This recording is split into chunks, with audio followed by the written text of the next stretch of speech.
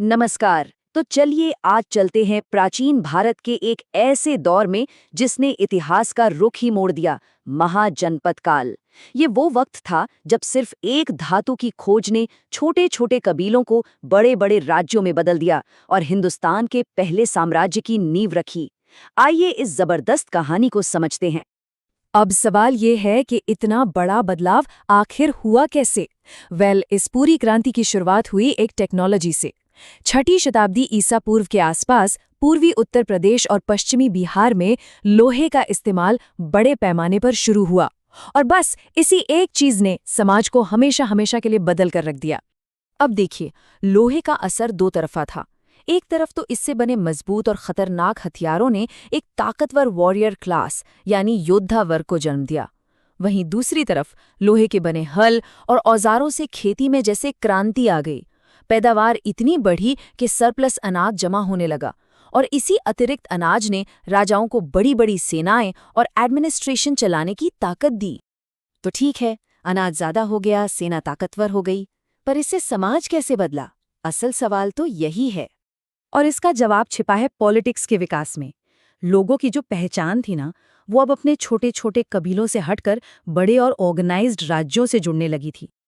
ये सफर बड़ा ही दिलचस्प है। देखिए, शुरुआत हुई कबीले से, फिर कई कबीले मिले तो बन गया ग्राम, कई ग्रामों से मिलकर बने जन, और जन के इलाके को कहा गया जनपद। और फिर इस सफर का क्लाइमैक्स था महाजनपद, यानी एक ग्रेट किंगडम, एक महान राज्य। तो ये महाजनपद शब्द का मतलब ही है महान राज्य, पर ये सिर्फ एक नाम नहीं था। सोचिए, ये एक बहुत बड़ा मेंटल शिफ्ट था। अब लोगों की लॉयल्टी, उनकी पहचान अपने कबीले के सरदार से नहीं, बल्कि एक विशाल राज्य और उसके राजा से थी। और इसी सामाजिक और राजनीतिक बदलाव के बीच भारतीय उपमहाद्वीप के नक्शे पर उभरी 16 बड़ी शक्तियां। जी हाँ, वही जिन्हें हम आज 16 महाजनपदों के नाम से जानते हैं। लेकिन एक मिनट, हमें ये सब पता कैसे चला कि 16 ही थे? इसका सुराग हमें मिलता है उस जमाने की किताबों में, खासकर बौद्ध ग्रंथ अंगुत्तर निकाय और जैन ग्रंथ भगवती सूत्र में। इन दोनों में इन सभी 16 राज्यों की पूरी लिस्ट दी हुई है। और ये महाजनपद कोई एक जगह पर नहीं थे, बल्कि पूरे भारत में फैले हुए थे। हाँ, इनका सेंटर जरूर गंगा के मैदान थे, यानी आज का यूपी और बिहार। अकेले यूपी में ही सोचिए 8 महाजनपद थे, बिहार में 3 और 2 तो आज के भारत से भी बाहर थे। तो चलिए एक छोटा सा टूर करते हैं। शुरुआत बिहार से। यहाँ 3 बड़े खिलाड़ी थे। पहला मगध, जो आगे चलकर सबका बॉस बना। दूसरा अंग, हाँ वही महाभारत वाले अंगराज कर्ण का राज्य। और तीसरा वज्जी, जिसकी राजधानी थी वैशाली। और वज्जी की बात बहुत खास है, इसे दुनिया के पहले रिपब्लिक्स में गिना जाता है। मतलब वहां कोई एक राजा नहीं, बल्कि एक पूरी सभा मिलकर राज करती थी। कमाल है ना? अच्छा, अब आते हैं उत्तर प्रदेश में, जो महाजनपदों का एक तरह से हॉटस्पॉट था। यहाँ काशी और कौशल जैसे पावरफुल किंगडम्स तो थे ही, पर 2 नाम तो हम सब जानते हैं। एक तो कुरु, यानी महाभारत की पूरी कहानी का सेंटर, इंद्रप्रस्थ। और दूसरा शूरसेन, जिसकी राजधानी थी मथुरा, भगवान कृष्ण की नगरी। अब जरा बीच भारत में देखें तो अवंती एक बड़ी ताकत था, जिसकी राजधानी थी उज्जैनी। और पश्चिम में यानी आज के राजस्थान में था मत्स्य महाजनपद, जिसकी कैपिटल थी विराटनगर। अब एक बहुत ही इंटरेस्टिंग फैक्ट, इन 16 में से 15 तो नॉर्थ इंडिया में थे। सिर्फ अकेला एक महाजनपद दक्षिण में था, और वो था अश्मक। ये गोदावरी नदी के किनारे बसा था, और यही बात इसे सबसे यूनिक बनाती है। और आखिर में 2 महाजनपद आज के भारत की सीमाओं के भी पार थे, गांधार और कंबोज। गांधार की राजधानी तक्षशिला। ये सिर्फ एक कैपिटल नहीं थी, ये प्राचीन दुनिया की सबसे बड़ी यूनिवर्सिटीज में से एक थी।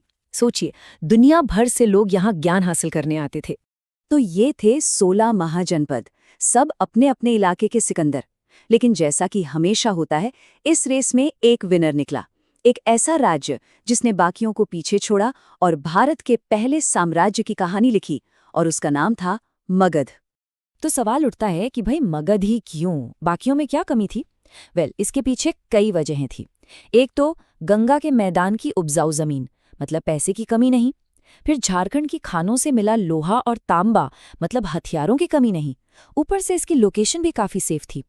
लेकिन सबसे बड़ी वजह थे यहाँ के राजा, बिंबिसार और अजातशत्रु जैसे जबरदस्त लीडर्स, जिनके पास एक विजन था, मगध को एक साम्राज्य बनाने का। तो चलिए इस पूरी कहानी को फटाफट समेटते हैं। वो कौन सी मुख्य बातें हैं जो हमें याद रखनी हैं? देखिए, 3 चीजें हैं। पहली, ये सब शुरू हुआ एक टेक्नोलॉजिकल रेवोल्यूशन से, यानी लोहे की खोज। दूसरी बात, इन राज्यों के होने का पक्का सबूत हमें मिलता है बौद्ध और जैन ग्रंथों से। और तीसरी और सबसे अहम बात, इस पूरे पावर गेम का नतीजा ये निकला कि मगध सबसे ताकतवर बनकर उभरा और उसी ने भारत के पहले एम्पायर की नींव डाली। और जाने से पहले यहाँ एक पूरी लिस्ट है, सभी 16 महाजनपदों और उनकी राजधानियों की। एक क्विक रेफरेंस के लिए ये बहुत काम आएगी। सोचिए, उस जमाने में सिर्फ एक धातु ने एक पूरा साम्राज्य खड़ा कर दिया। तो ये सोचना कितना दिलचस्प है कि आज की कौन सी टेक्नोलॉजी है, क्या वो एआई है, इंटरनेट है या कुछ और, जो आने वाले कल के दुनिया को ठीक वैसे ही बना रही होगी। इसी सवाल के साथ आज की ये चर्चा यहीं खत्म करते हैं।